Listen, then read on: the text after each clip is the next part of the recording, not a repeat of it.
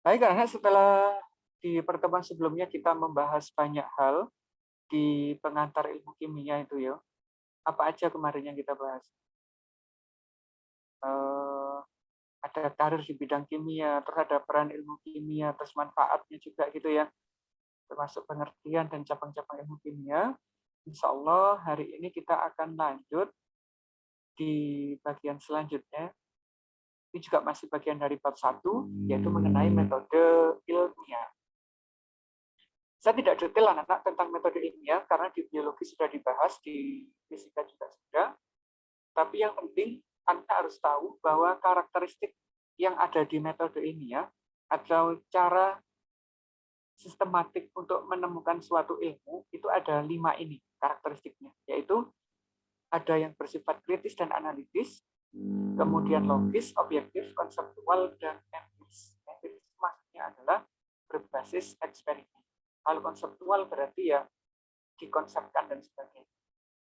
Objektif berarti tidak mengada-ada ya. Logis berarti bisa dinalar. Kritis berarti berusaha untuk memecahkan permasalahan yang ada atau lagi hangat di masyarakat secara mendalam. Itu metode ilmiah. Kemudian untuk alur metode ilmiah juga sama kayak biologi dan fisika, dimulai dari merumuskan masalah, menyusun kerangka teori, membuat hipotesis, terus melakukan eksperimen, mengolah data, kesimpulan, dan mempublikasi. Soalnya nggak ada masalah anak-anak ya di masing-masing bagian ini. Kalau merumuskan masalah itu seperti apa? Yang anak dapatkan di pelajaran lain, biologi atau fisika.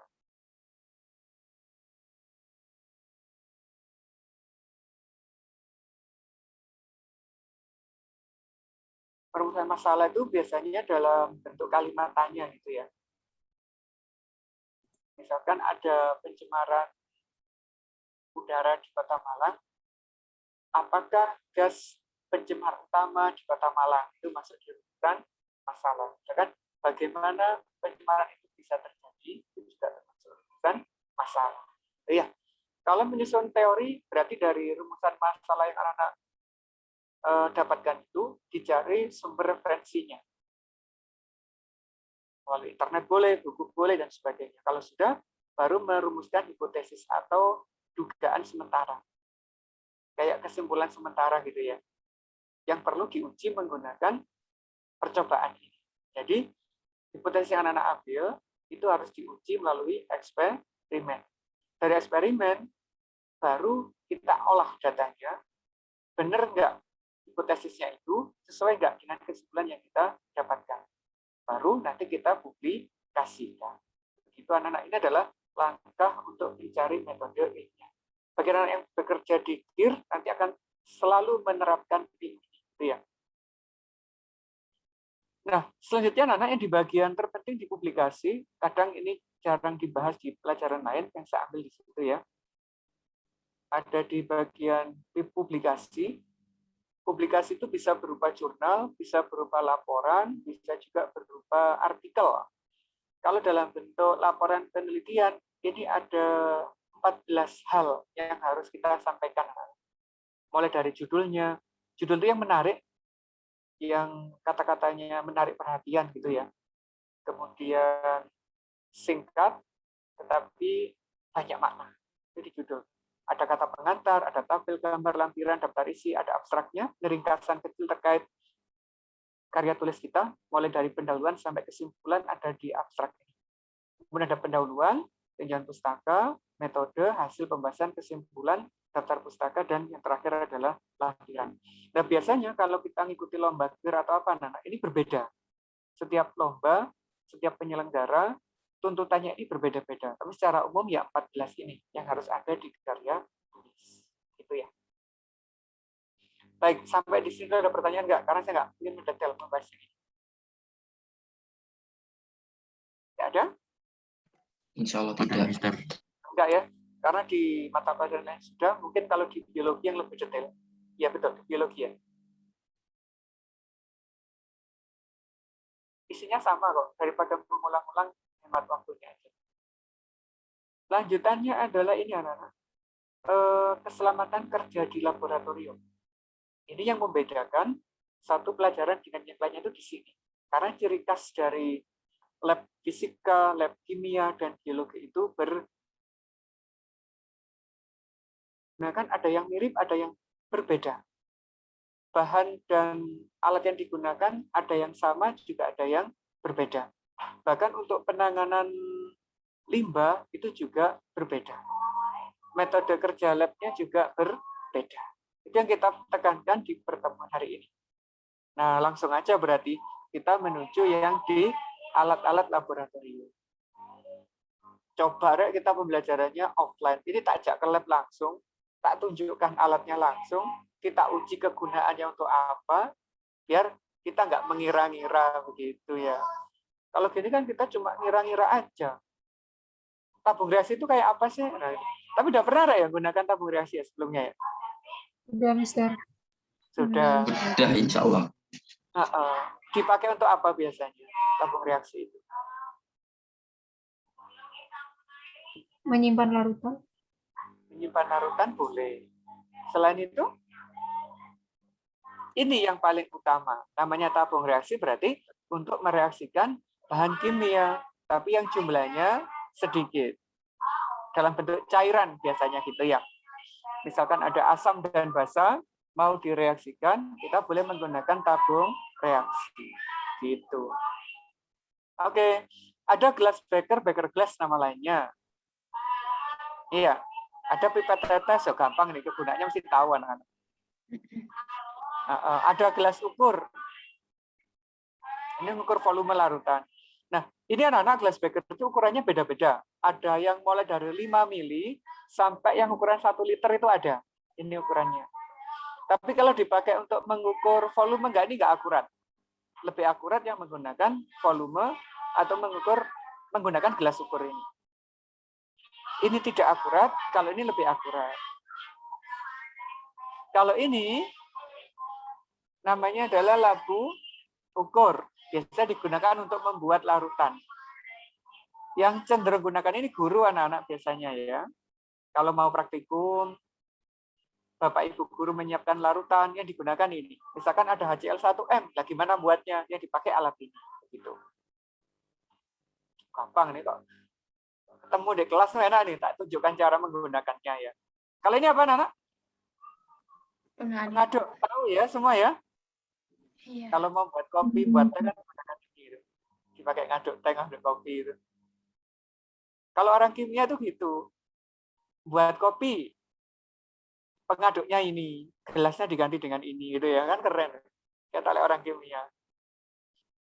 Nambahkan gula cairnya pakai ini, pakai pipet. Berapa pipet? Nah, enak itu. Ukurannya pas biar nggak kebanyakan. Itu untuk nama-nama alat yang sering kita gunakan. Ini juga ada lagi anak-anak. Ini ada tempat tabung reaksi ya. Ada pembakar spiritus, ada corong, ada almayer, ada penjepit tabung, ada mortar. Lalu kalau kita penelitian sering gunakan ini. Misalkan ingin tahu apa sih yang ada di dalam daun salam, itu kok kalau dipakai masak enak. Nah, kita hancurkan dulu pakai ini. Kemudian diekstraksi, baru dipisahkan. Nah, gitu anak-anak cara menggunakan beberapa alat. Masa cuma ini alatnya? Sebenarnya kalau di lab kimia itu banyak alatnya. Ada kalau 200 jenis ya alatnya itu. Nggak kita tampilkan semua, nanti aja kalau kan kita sudah praktikum atau apa, kita tunjukkan. Ini alatnya ini dan sebagainya. Gitu ya. Ada pertanyaan terkait dengan alat-alat laboratorium, anak-anak? Silakan kalau ada pertanyaan. Nggak ada, Miss. Nggak ada, alhamdulillah gampang kok ya. Ini, nah mungkin ini sesuatu yang baru bagi anak-anak. Di SMP sudah pernah tahu ini? Belum. Belum. Sudah, Mister. Oh sudah, luar biasa, mantap. Ada di mana, Pak? Biasanya simbol-simbol ini, Pak, atau gambar-gambar ini, Pak? Di depan ruangan radiologi, Mister. Saya pernah tahu. Oh iya.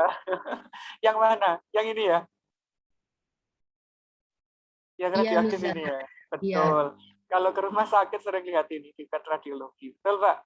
Karena itu menggunakan sifat radioaktif unsur. Jadi nggak boleh dekat-dekat ya. Nggak boleh lama-lama di situ. Nggak materinya kena radiasi. Nah, kalau yang ini, pernah lihat ada di mana?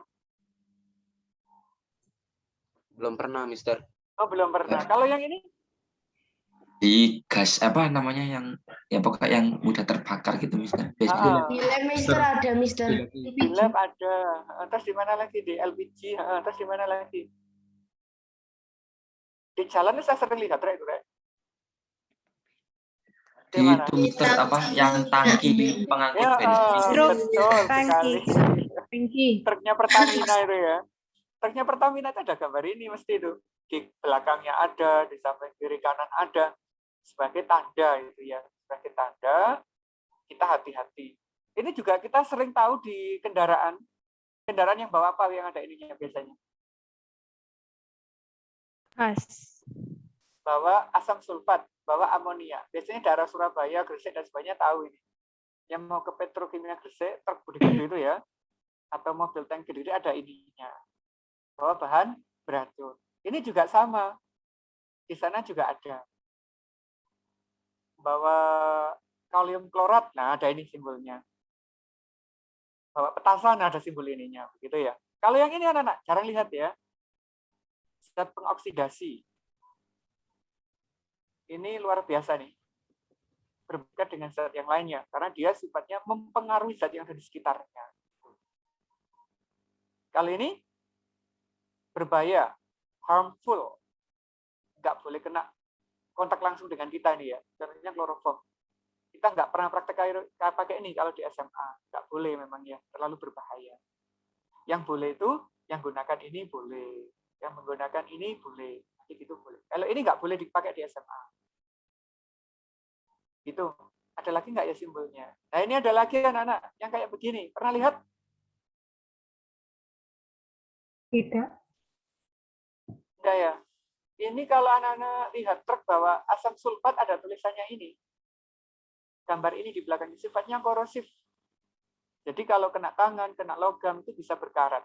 Tangan kita berkarat gitu. Korosif kan gitu. Kalau ini ada yang iritan, nah ini salah satunya yang bawa amonia. Ada juga yang berbahaya untuk lingkungan. Jadi simbol-simbol ini anak-anak semuanya ditaruh di kemasan zat kimia agar kita bisa mengenalinya. Kalau kita gunakan sampahnya atau apa, biar penanganannya bagus, nggak asal buang gitu lah ya. Terus kita juga hati-hati dalam penggunaan. Itu simbol-simbolnya. Banyak ini sebenarnya kalau anak-anak lihat di internet, tidak hanya ini kan cuma ada 9 ya. Kalau di internet itu banyak, lebih dari 9 simbol-simbol yang bolehlah nanti browsing-browsing. Oke, ada pertanyaan terkait dengan simbol-simbol itu? Tidak ya? Insya Allah Karena, tidak. Karena simbol itu biasanya berhubungan dengan sifat bahan kimianya. Jadi menggambarkan apa yang di dalamnya. Kalau di lab kita, anak-anak, ini karena yang kita beli adalah untuk anak sekolah, itu jarang yang menggunakan bahan-bahan kayak gini. Masih aman semua kalau di sekolah. Paling yang agak berbahaya itu asam sulfat yang punya ini, simbol ini. Dan naruhnya harus di lemari asam. Uapnya nggak boleh kena hirup. Kalau tumpah harus hati-hati kalau menggunakan asam sulfat. Gitu ya. Nanti ada di bagian selanjutnya. Terus ini yang kadang diabaikan oleh kita sebagai orang-orang yang ada di sekolah maupun oleh orang-orang yang bekerja di pabrik anak-anak, yaitu penanganan limbah dari laboratorium. Ini sering sekali salah penanganannya ya. Kalau bahan kimia itu yang sifatnya biasa-biasa aja, yang aman, ini yang ramah lingkungan ini ya, itu boleh langsung dibuang di wastafel, itu boleh, tidak masalah. Karena dia tidak bereaksi dengan air, tidak meledak, nggak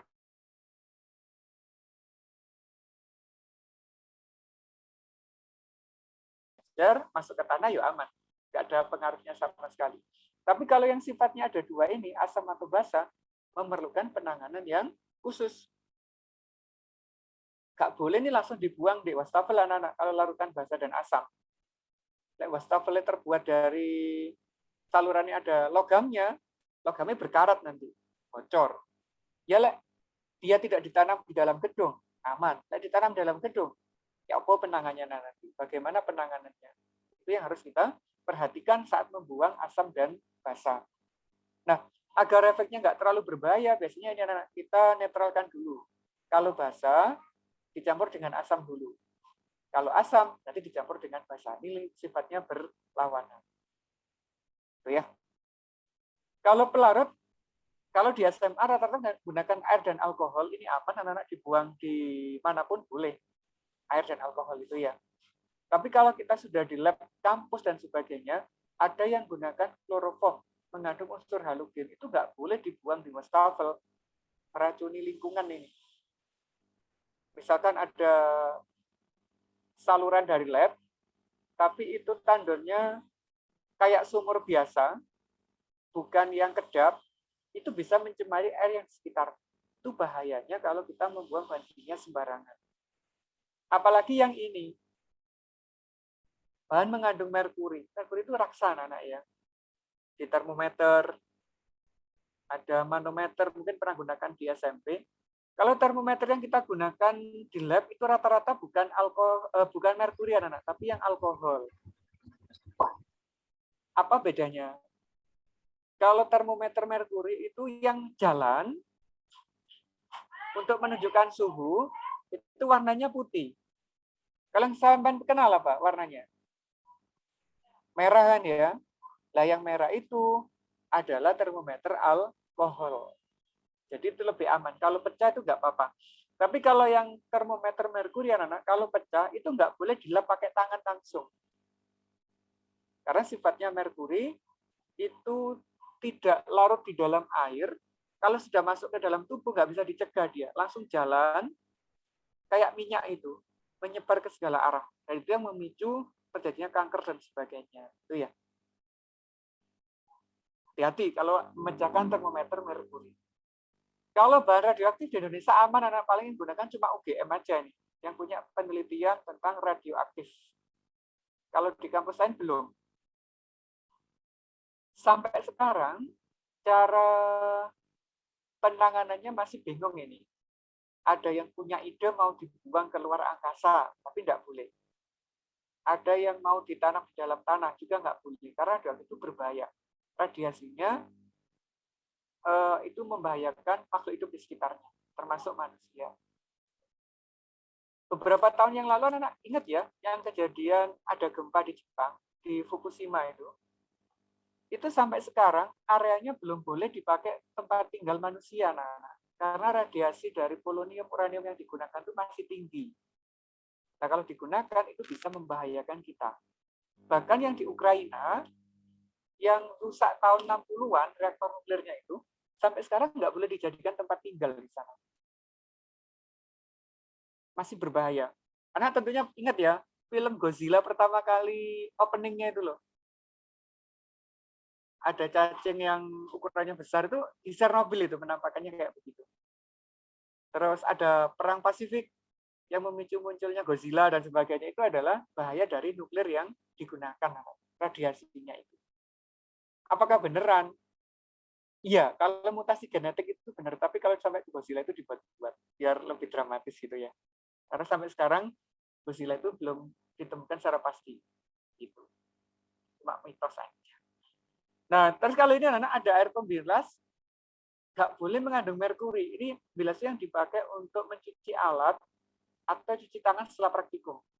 Nggak boleh mengandung bahan ini ya, karena itu bisa membahayakan manusia maupun lingkungan. Jadi hati-hati. Yang saya tekankan anak-anak itu adalah saat menggunakan asam basa, karena kita sering gunakan nanti ini asam dan basa. Jika menggunakan asam dan basa itu tumpah, baik di meja atau di lantai, usahakan ojo ditangani sendirian anak ya. Minta bantuan guru aja. Misalkan asam sulfat tumpah yang pekat, itu nggak boleh kena air. Kalau kena air dia malah meledak, menghasilkan asap yang dalam jumlah yang sangat besar di dalam ruangan itu. Jadi tidak boleh kena air. Tidak boleh langsung disiram dengan basa kuat. Yang tumpah asam sulfat disiram dengan NaOH, itu berbahaya itu. Tiba-tiba menghasilkan energi yang sangat besar, panas di situ. Nah, bolehnya bagaimana? Bolehnya ini adalah dikasih pasir dulu, terus disiram dengan air dalam jumlah yang banyak, baru nanti sisanya dibersihkan menggunakan soda abu. Itu khusus ya, soda abu itu untuk menetralkan asam. Di lab itu ada kayak begitu.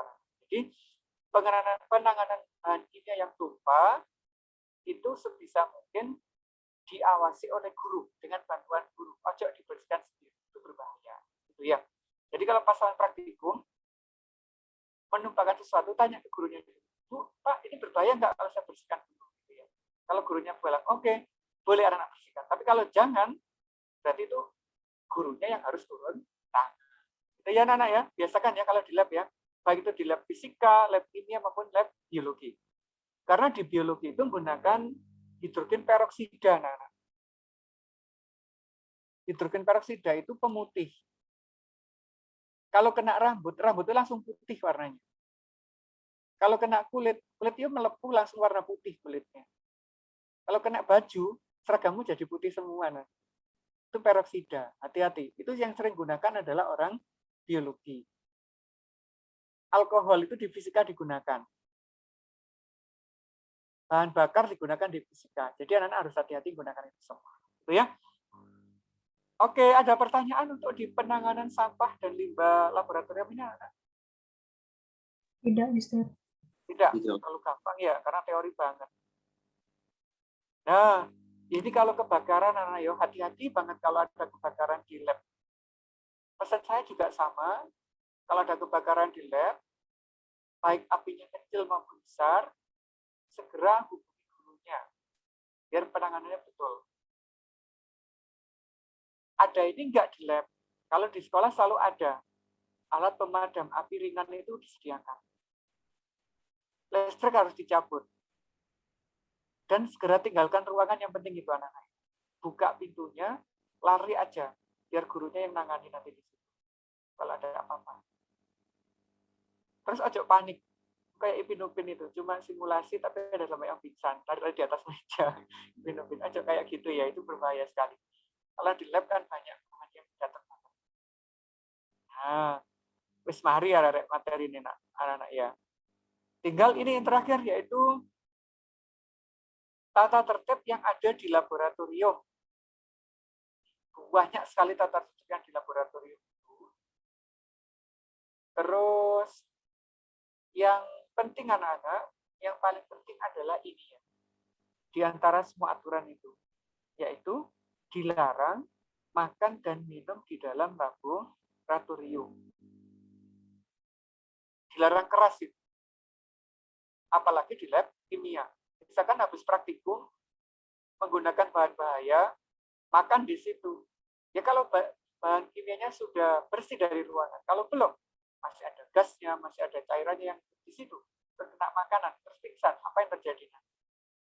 Jadi, dilarang keras makan dan minum di dalam laboratorium. Dan saran saya anak-anak ya, setelah praktikum itu usahakan minum susu. Habis praktikum kimia terutama, itu gunakan susu untuk minum. Kalau bisa susu segar. Kalau nggak ada ya UHT itu nggak apa-apa lah, itu mengurangi efeknya. Terus jika terkena bahan kimia anak-anak yang mengenai kulit, usahakan segera cuci dengan air, jangan digaruk. Tapi segera cuci dengan air mengalir dalam jumlah yang sangat banyak. Itu akan mengurangi efeknya. NaOH itu panas kalau kena. Bisa melepuh ke tangan. Tapi kalau segera kita cuci dengan air, efek melepuhnya akan berkurang. Begitu. Jadi kita harus tahu bagaimana cara menangani kecelakaan-kecelakaan kecil. Kalau fatal, di lab akan disediakan itu anak-anak P3K yang ringan-ringan. Misalkan luka habis praktikum itu ada obat-obatnya di situ yang bisa dimanfaatkan. Itu ya. Nah, selesailah untuk materi, metode ilmiah, dan laboratorium kimia. Apakah ada yang ditanyakan? Silakan, kita diskusi. Saya Mister. Ya, Mas, silakan, Mas. Tadi saya membaca ada segera mematikan keran, kalau nggak salah keran gas hendak memakai bunsen. Bunsen itu apa, Mister? Bunsen itu kayak spiritus, pembakar spiritus, itu sama. Cuma bahan bakarnya berbeda. Kalau yang kita gunakan sekolah itu spiritus biasa, kalau yang bunsen itu menggunakan gas LPG pembakarnya, fungsinya untuk pemanas. Kalau di sekolah kita belum ada itu bunsennya. Gitu ya, Mas Abu Bakar ya. Ya, Oke, baik, yang lain Mister. mungkin ada pertanyaan lagi, silakan. Saya Mister